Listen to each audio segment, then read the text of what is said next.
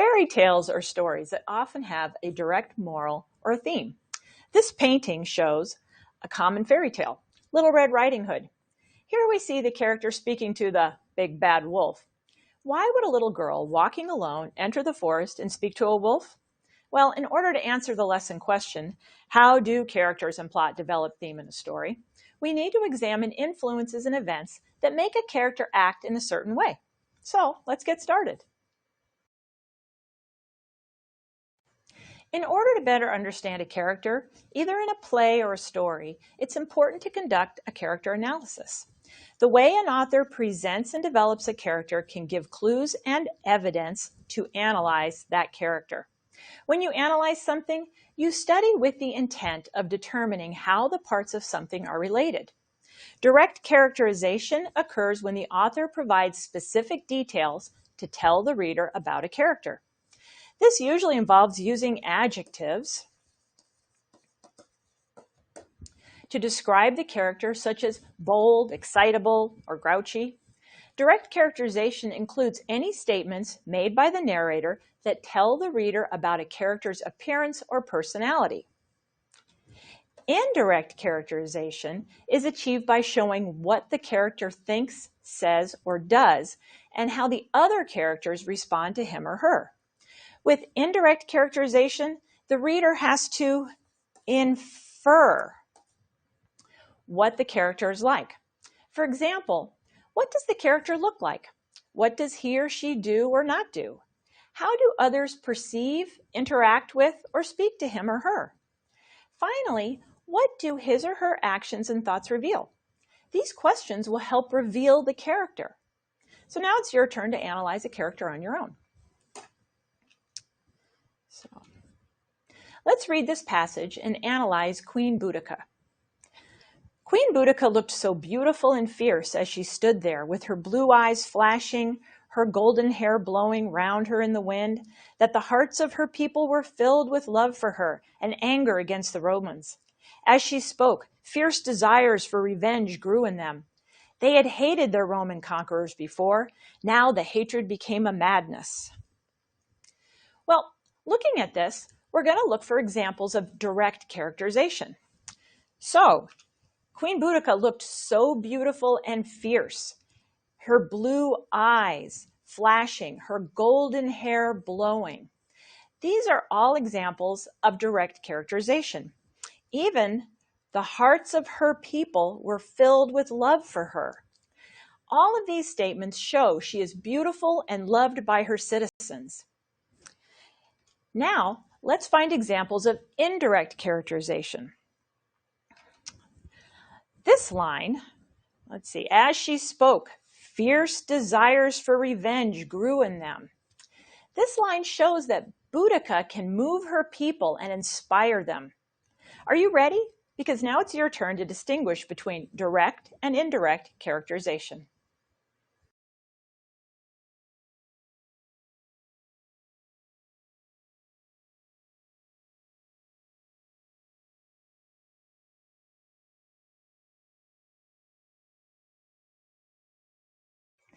Character motivation is another important part of character analysis. Character motivation is the reason a character thinks, feels, or acts in a specific way. People are motivated by things they want or need. And to understand what motivates a character means looking at the character's thoughts, feelings, and actions. So let's take a look at this. Little Red Riding Hood tells her mother that she will obey her commands. What motivates her? Well, Little Red Riding Hood is a good child who wants to make her parents happy. Combining a character's motivation with the components we've previously discussed allows us to make a complete character analysis. Next, we'll take a look at inferences. An inference is important for understanding characters and their motivations. An inference is a conclusion based on evidence. And evidence can be made on the basis of implicit or explicit evidence or proof. Implicit means something is implied, but not directly stated. Explicit evidence is directly stated. Making an inference requires you to see beyond what the text says in order to make an educated guess about a character. So first we identify evidence in the text that provides details about a character. These include components we've already discussed, such as details about a character's appearance, what the character says and does, what others say or do to the character, and what the character's thoughts and feelings are. Then we combine the evidence in the text with prior knowledge, including what you already know about the story, any direct characterization of the characters so far, and any inferences you've already made. Now, you use your knowledge of people and human nature to make an inference about a character's personality or motivations. What are people generally like? Do you know anyone similar to the character? Next, we'll analyze a character from a story we're all familiar with.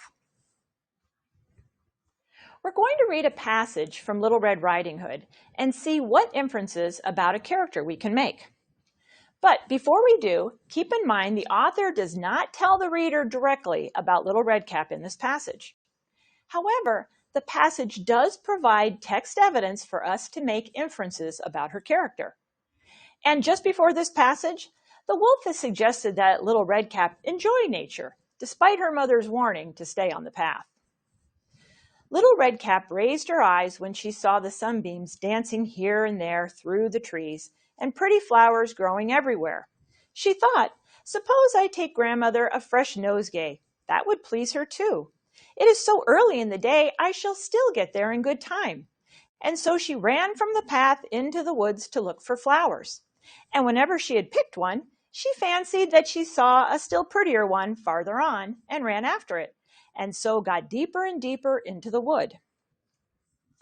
Well, let's identify the text evidence that tells us about the character.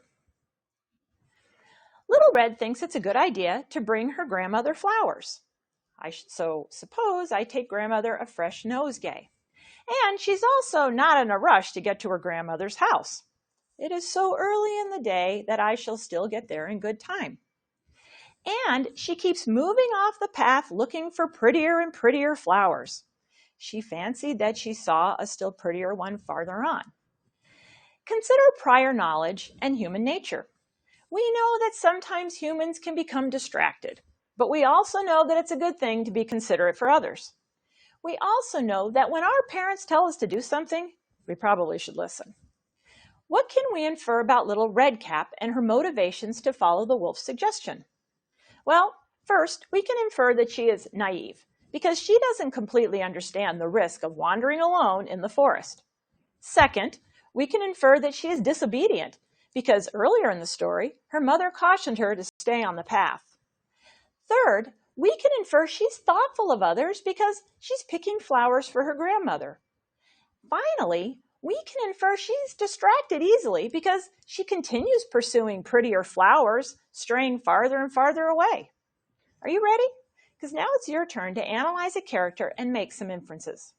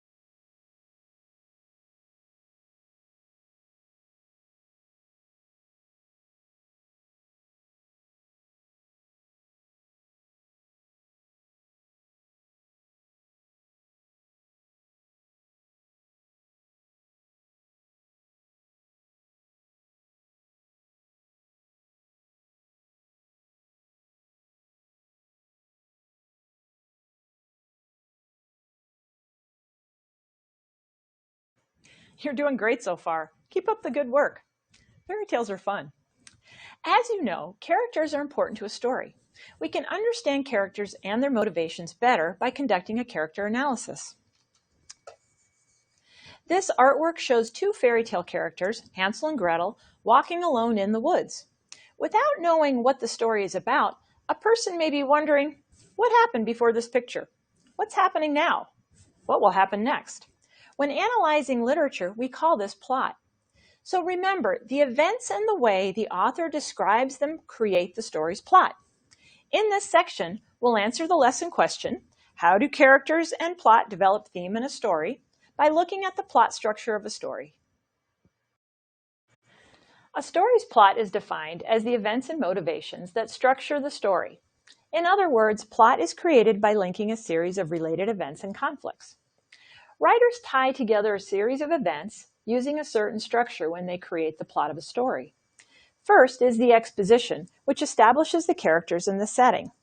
It's also where the conflict of the story is introduced. Next, during the rising action, the conflict in the story worsens and suspense builds. For me, that's when I can't wait to turn the page. The rising action is usually a series of events that lead to the climax. That is the turning point of the story, the point in the story where the conflict reaches its height or where there is the greatest emotional stress. The falling action is the winding down of the story, kind of tying up loose ends. And the last stage of the plot is the resolution. That's the part where the story helps the reader understand how things turned out for the characters. The actions of the characters move the plot along by acting on their motivations. For example, a character may undergo an emotional change, leading him or her to behave in a different way, leading to rising action. Now, let's review the elements of the plot. You remember the fairy tale Little Red Riding Hood. Well, let's map out the plot structure of that fairy tale. We're going to look at events from the story and apply them to the elements of plot structure. Don't forget, the character's motivation keeps the plot moving along. The exposition introduces Red and her mother. Red's mother asks her to take food to the grandmother and cautions Red to stay on the path. The rising action includes Red starting on her journey. Red meets the wolf. The wolf's hunger and evil nature motivate him to question Red and finds out where she's going. Then he sends her scampering off the path so he can eat her grandmother, which moves the plot forward. So Red goes off the path at his suggestion.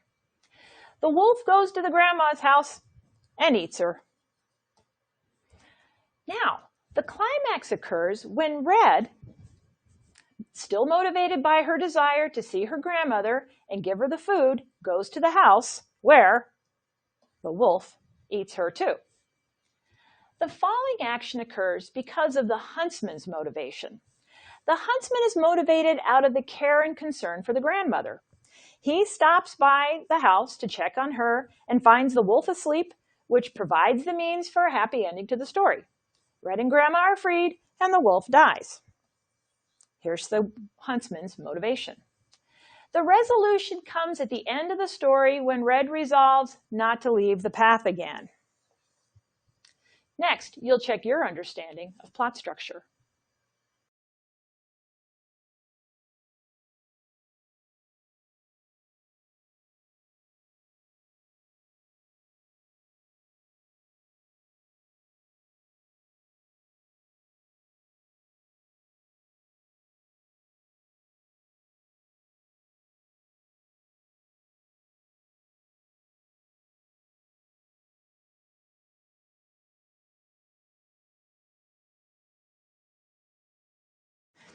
Although many fairy tales began as part of an oral tradition, today the tales are generally collected in books for reading. One such collection was created by Andrew Lang.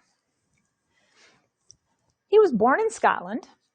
He studied at St. Andrews University and Balliol College, and he moved to London at age 31.